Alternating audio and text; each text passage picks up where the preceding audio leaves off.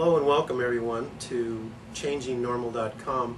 My name is Vic Desotelle and I'm the founder of ChangingNormal and the CEO of its sponsor DiscoveryFuel.com.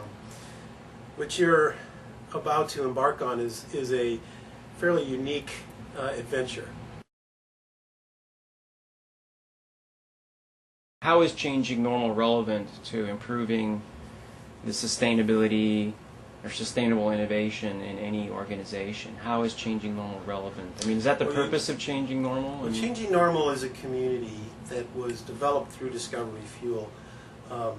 Originally, Discovery Fuel, whose focus is sustainable innovation, was looking to develop a community to create opportunities for itself in terms of business. Mm-hmm.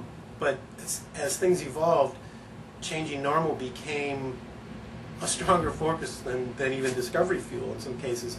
And there's been a lot of attention and a fairly fast, rapid growing group of members that are coming into it and out of curiosity are sticking around.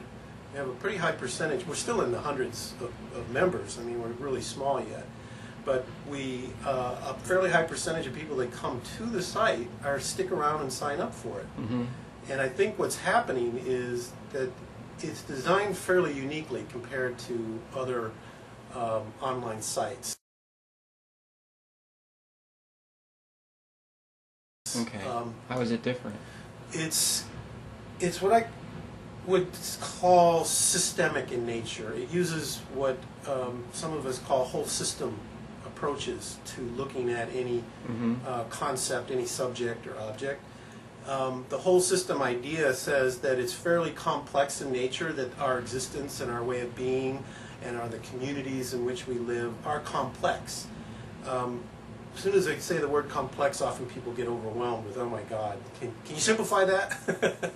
Well, the idea of complexity is in fact that as things become more complex and you allow and accept that into your practice and into your study, simplicity emerges out of that as a result. So Changing Normal is set up with a complex framework of what is called domains or community domains. And the community domains, there's 21 at this point, they're covering essential aspects based on a question of what is a community made of?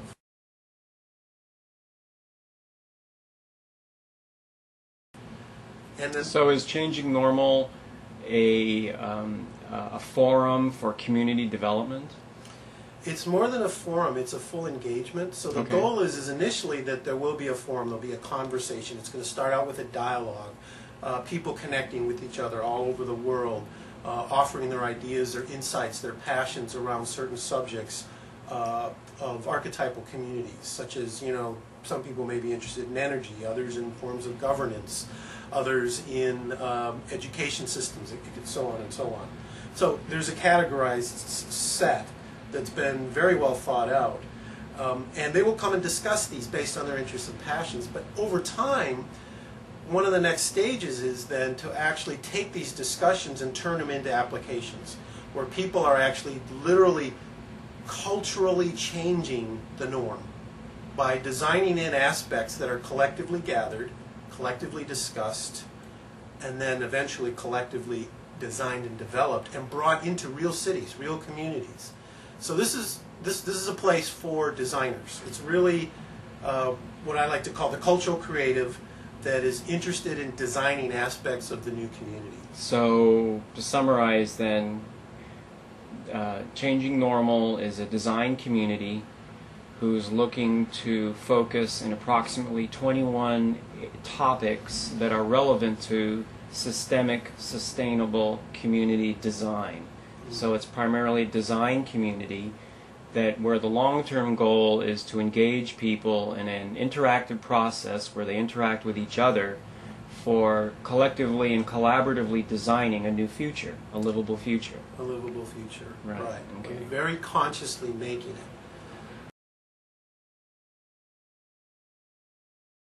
The underlying foundation for Changing Normal, interestingly, isn't design itself.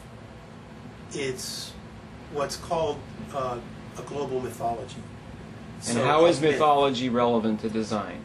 Good question. So What is mythology, first of all? Well, mythology is, for me, is more than an ancient history of stories that have been told over time. Mm-hmm.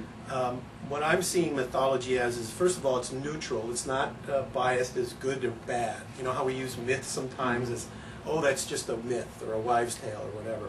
This is a neutral idea that says underneath every one of our cultural processes, whatever community we're in, there are unconscious ways that we behave. Typically unconscious. It takes time to reveal them, and some who study mythology and cultural process start to recognize, oh, that's why I made this decision in, my local community neighborhood to do something, because I have a belief system that's based in the social conditions of where you live, so maybe different in France than it is in America, etc. Mm-hmm. And what's happening now that we're becoming a global culture, which means that we're networked much more tightly than we used to be. We're no longer separate nations, even in my opinion. We're this unified conglomerate of people that are connected through the internet. I mean, the internet's one of the most important pieces of the connecting web device or technology.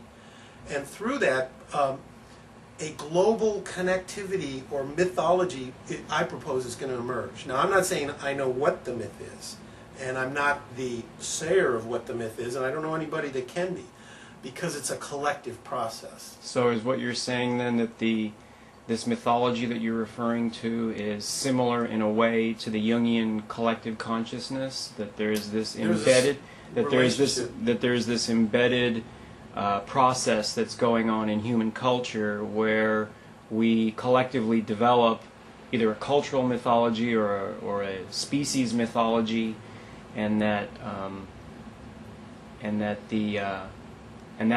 in turn has an impact on the way we conceptualize the design of our communities, right, in particular through these domains that you're proposing. Well, through the domains we're actually creating, we're consciously creating that, and asking deeper questions about what our designs and our innovations are, and looking at a broader set of appropriateness for the technologies that emerge. Mm-hmm. Now, keep in mind, technology, when I say the word technology, I'm thinking much bigger than some widget like a cell phone or something like that. I'm talking about technology as in knowledge manifesting in some kind of form. And it can be processes of learning, it can be little widgets for communicating, or a video game, whatever. So technology is a critical aspect to this whole process. What emerges out of technology will be actually a sacred process, because what happens when people start to connect and align through conscious mythological comprehension is there's a deeper intention for everything that is made. So we as creators, I like to often call it the God self within us, when we collectively unify and gather to design together, we're going to create things that are intended and intentionally more powerful, more useful, more effective, and less depleting to the environment, because we're going to be asking a broader set of questions. We're going to be looking at how it affects our societies, and not quite so rapidly putting things out just because the bottom line says.